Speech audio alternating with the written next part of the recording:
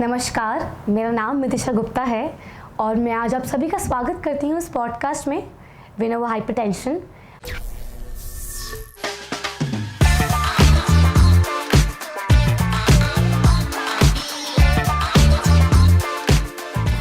आज हम जानेंगे कि हम अपना ब्लड प्रेशर क्यों और कैसे नियंत्रित कर सकते हैं हमारे स्पेशलाइज्ड डॉक्टर्स के साथ। नमस्कार डॉक्टर, मैं आपका स्वागत करती हूँ इस पॉडकास्ट में विनो hypertension. Myself doctor Ramesh Jakhar, MBBS MD medicine, सहायक आचार्य जनरल मेडिसिन विभाग, मथुरादास माथुर अस्पताल Jodhpur, doctor SN medical college. Doctor, आज का मेरा पहला सवाल आपसे यही है कि हम जानते हैं कि हाइपरटेंशन या ब्लड प्रेशर क्या होता है, लेकिन जब एक इंसान को तकलीफ महसूस नहीं भी हो रही हो तब भी इसका ध्यान रखना क्यों ज़रूरी है? देखिए, एक बहुत अच्छा सवाल है। जहाँ तक हाइपरटेंशन की बात है, ये एक ऐसा बीमारी है जिसमें लक्षण नहीं दिख रहे होते हैं, बट फिर भी शरीर में कहीं न कहीं ये चल रही होती है।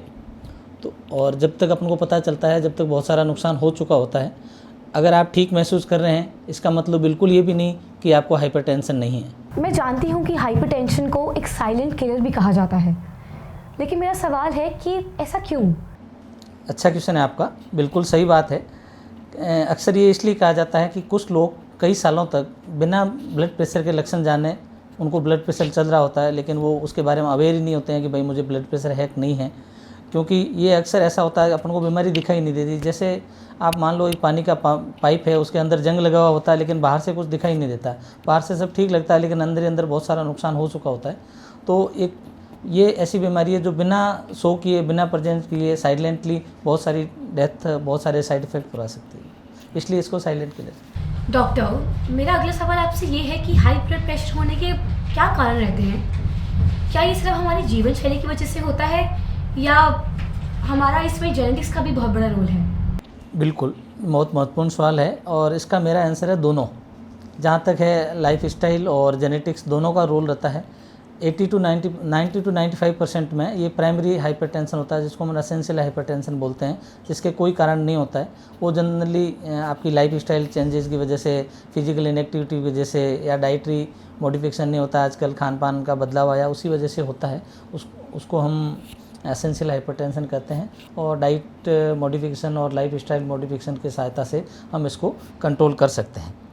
और दूसरा, जेनेटिक्स इसमें बहुत बड़ा रोल निभाती है। यदि आपके पेरेंट्स को हाइपरटेंशन है तो आपको भी हाइपरटेंशन होने का खतरा डबल हो जाता है। और सेकेंडरी हाइपरटेंशन जैसे कुछ डिजीज़ है, जैसे हार्ट अटैक हो गया या किडनी डिजीज़ हो गई या एंडोक्राइन डायबिटीज़ वगैरह हो गया, उसमें भी आपको हाइपरटेंशन होने का खतरा रहता है। ओके, और अगर किसी इंसान को अभी अभी हाई ब्लड प्रेशर डायग्नोस हुआ है तो वो डेली लाइफ में क्या चेंजेस ला सकता है एक अच्छा बदलाव देखने के लिए? जो न्यूली डायग्नोस हाइपरटेंशन होते हैं, फर्स्ट ऑफ ऑल हम लाइफ स्टाइल मॉडिफिकेशन और डाइटरी मॉडिफिकेशन के बारे में सलाह देते हैं। लाइफ स्टाइल में आप डाइटरी में आप नमक कम कर सकते हैं। खाने में सोडियम की मात्रा 2300 मिलीग्राम से अपन घटा के 1500 मिलीग्राम करते हैं, तो उससे भी ब्लड प्रेशर में काफ़ी मदद मिलती है। दूसरा, नियमित व्यायाम करें, एक्सरसाइज करें, रेगुलर फिजिकल वॉक करें, 30 मिनट की डेली वॉक हफ्ते में मिनिमम 5 डे करें, तो उससे भी आप 10 से 15 millimetre of mercury blood pressure कम कर सकते हैं। तीसरा, डैश डाइट का यूज़ करें, जिसमें डाइट फल, सब्जियां, होल ग्रेन इनसे प्रयुक्त हो और जिसमें फ़ैट और डेयरी प्रोडक्ट की मात्रा कम हो। और यदि आपका वेट ज़्यादा है तो वज़न घटाएं। प्राय ये देखा गया है कि आप यदि शरीर में आपकी वेट का 10% वज़न कम कर लेते हैं तो भी 10 से 15 मिलीमीटर ऑफ मर्करी वैल्यू घट सकती है। ओके, तो क्या हम बोल सकते हैं कि अगर ब्लड प्रेशर में सुधार आने लग जाए तो वो दवाइयाँ छोड़ सकते हैं या ये चीज़ ज़िंदगी भर चलने वाली है? हाँ, बिल्कुल सही है। शुरुआती तौर पे न्यूली डायग्नोज हाइपरटेंशन या माइल्ड हाइपरटेंशन है तो अपन लाइफ स्टाइल में चेंजेस करके कुछ हेल्दी डाइट को, हेल्दी हैबिट्स को अपना के ब्लड प्रेशर को कंट्रोल कर सकते हैं। जैसे स्मोकिंग और शराब की लत छोड़ के रेगुलर फिजिकल की एक्सरसाइज की अपने बात की थी, और जो प्रोसेस्ड फूड है उनको छोड़ के अपन ब्लड प्रेशर कंट्रोल कर सकते हैं। लेकिन यदि बहुत ज़्यादा ब्लड प्रेशर है और उसकी वजह से कोई टारगेट ऑर्गन डैमेज हो रहे हैं तो इससे कंट्रोल किया जा सकता है, बट ये उसका विकल्प नहीं है। मेडिसिन और लाइफ स्टाइल मॉडिफिकेशन का विकल्प नहीं है। ओके, तो जब एक व्यक्ति नया ब्लड प्रेशर की दवाइयाँ लेना शुरू करता है तो क्या साइड इफ़ेक्ट्स हो सकते हैं और वो उन्हें कैसे मैनेज कर सकता है? ज़रूर साइड इफ़ेक्ट का ध्यान रखना चाहिए। हर दवा के, हर मेडिसिन के कुछ न कुछ साइड इफ़ेक्ट होते हैं, यूजुअल होते हैं। ज़रूरी नहीं कि हर किसी पेशेंट में ये साइड इफ़ेक्ट शो हो, लेकिन आपको पता चले तो नज़रअंदाज नहीं करना चाहिए, अपने डॉक्टर से सलाह लें, और ताकि कुछ दवाइयों का मॉडिफिकेशन करके या कुछ डोज कम करके उन साइड इफ़ेक्ट से बचा जा सकता है। जैसे डायूरेटिक्स मेडिसिन लेते हैं, उसमें व्यक्ति को बार बार पेशाब लगता है या पेशाब ज़्यादा लगता है, शरीर में पोटेशियम की कमी हो सकती है, जैसे क्रैम्प्स वगैरह आ सकते हैं, तो बेटर है कि अपने आप मेडिसिन डिसकंटिन्यू नहीं करें, डॉक्टर की सलाह लें। या मेटोप्रोलोल वगैरह मेडिसिन है जिससे थकान रह सकती है, हार्ट बीट कम हो सकती है, और एक एसी इनहिबिटर करके ड्रग्स आती है, ब्लड प्रेशर की ड्रग है, उससे लंबे टाइम परसिस्टेंट ड्राई कफ रह सकता है मरीज़ को। इसमें सबसे ज़रूरी ये है कि अपनी सलाह, बिना डॉक्टर की सलाह के अपनी मर्ज़ी से दवाइयाँ डिसकंटिन्यू करनी है, बंद नहीं करनी चाहिए। कई बार कुछ मेडिसिन बंद करके साइड इफ़ेक्ट से बचा जा सकता है। क्या आपकी कोई एडवाइस है ब्लड प्रेशर को चेक करने के लिए? एक पेशेंट अपना ब्लड प्रेशर किस तरीके से सही चेक कर सकता है और किन चीज़ों का ध्यान रख सकता है? जहाँ तक मॉनिटरिंग का सवाल है, जो न्यूली डायग्नोज हाइपरटेंशन केस होते हैं जिनमें अभी भी ब्लड प्रेशर का पता चला हो या अनकंट्रोल हाइपरटेंशन हो, उसमें दिन में जनरली 2 बार ब्लड प्रेशर की मॉनिटरिंग करनी चाहिए, एक सुबह के समय और एक शाम के वक्त। जनरली ये देखा गया, उसके लिए अच्छे डिवाइस का यूज़ करें। बीपी चेक करने से पहले आप शांत इन्वायरमेंट में बैठें, 5 मिनट पहले रेस्ट करें। बीपी ब्लड प्रेशर मॉनिटरिंग से पहले कैफ़ीन या स्मोकिंग नहीं करें, और एक बार में 1-2 रीडिंग लें 1 मिनट के अंतराल से और उनका औसत निकालें, तो इससे आपको और आपके डॉक्टर को आपके एक्चुअल ब्लड प्रेशर के बारे में पता रहेगा। अगर किसी व्यक्ति को हाई ब्लड प्रेशर है और वर्षों तक उसका ट्रीटमेंट ना किया जाए, तो मेरा आपसे सवाल यही है कि शरीर के किस अंग पर सबसे ज़्यादा उस चीज़ का असर हो सकता है?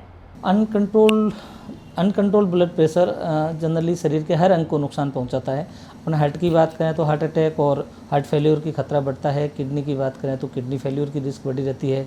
ब्रेन की बात करें तो लकवा या सेरिब्रल स्ट्रोक, अनकंट्रोल हाइपरटेंशन से सेरिब्रल स्ट्रोक हो जाता है, और दूसरा मरीज़ को सांस संबंधी बीमारियां हो सकती है, और विजन संबंधी vision loss, sudden vision loss भी कई बार अनकंट्रोल हाइपरटेंशन से होता है।